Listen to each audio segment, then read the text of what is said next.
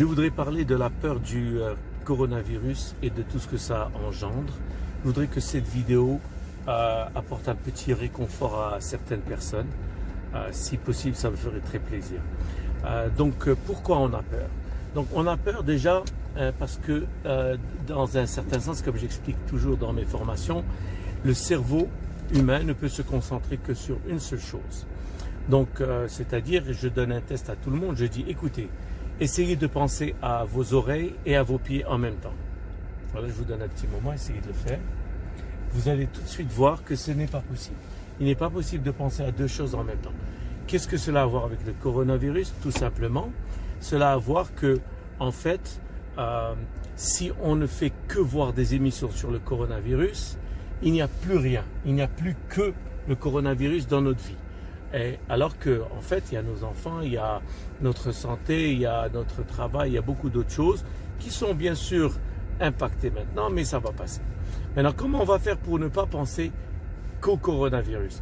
Tout simplement, il ne faut plus regarder des émissions qui parlent que de coronavirus. Pourquoi? Parce que maintenant, on a compris ce qu'il faut faire. Il faut se laver les mains, il ne faut pas joindre des grosses foules, etc. Maintenant qu'on a compris ça, à quoi bon voir et revoir et revoir et revoir et revoir?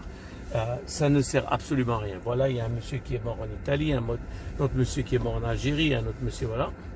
Et on commence à penser que c'est vraiment un gros problème. En fait, quand on voit les chiffres, aujourd'hui, on est, je ne sais pas, le 15 ou le 16 ou le 17 mars 2020, il n'y a même pas 5000 morts dans la planète. C'est-à-dire, sur une planète de 8 milliards d'êtres humains, si 5000 personnes meurent, c'est des personnes qui mourraient de toute façon.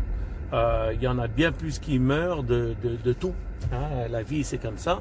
Donc, si on y pense d'une manière rationnelle, on réalise que oui, on a une chance de mourir, mais celle-ci est très, très, très, très, très, très faible. D'accord? Donc, se protéger et maintenant passer à autre chose. Parce que souffrir et se faire de la bile sans raison n'arrange rien et ne nous fait pas avancer. Au contraire, ça nous impacte et on ne peut même plus agir et faire des choses qui sont importantes.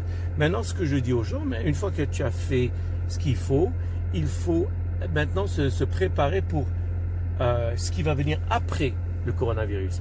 Comment tu vas utiliser cette période de crise pour améliorer ta vie après? C'est-à-dire, est-ce que tu vas faire un bilan de ta vie et redonner l'importance aux choses qui sont vraiment, vraiment importantes comme nos enfants, nos familles, etc. et arrêter de vivre d'une manière qui est un peu à comme une petite souris dans un laboratoire qui ne fait que tourner en ronde sur la roue qu'on lui donne là. Je sais même pas comment on appelle ça. Mais ce qui est important, c'est qu'on fasse un bilan et qu'on recommence d'un pied ferme. C'est-à-dire, on va réorganiser nos vies.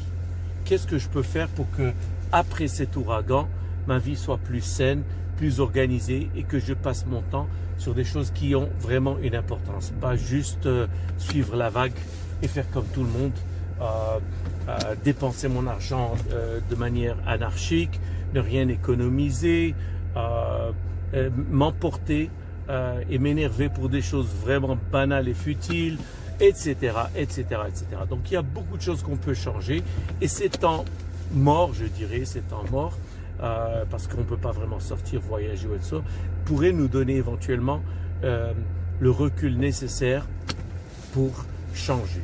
Donc maintenant, ce coronavirus va passer.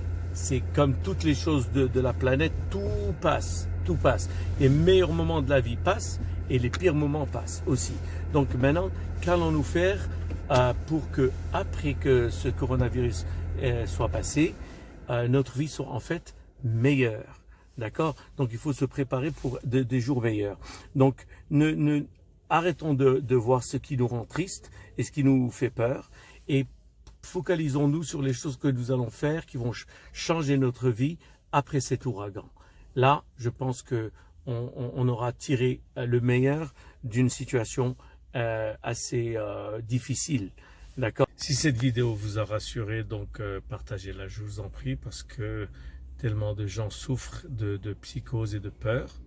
Donc si elle vous a apporté quelque bien que ce soit, n'hésitez pas de partager. C'est très très important parce que, comme je l'ai dit, on n'arrête pas de voir la même chose et qui est toujours négatif, négatif, négatif, négatif. Donc, il est temps de partager des choses qui donnent plus d'espoir parce que l'espoir fait vivre et en plus, c'est la vérité.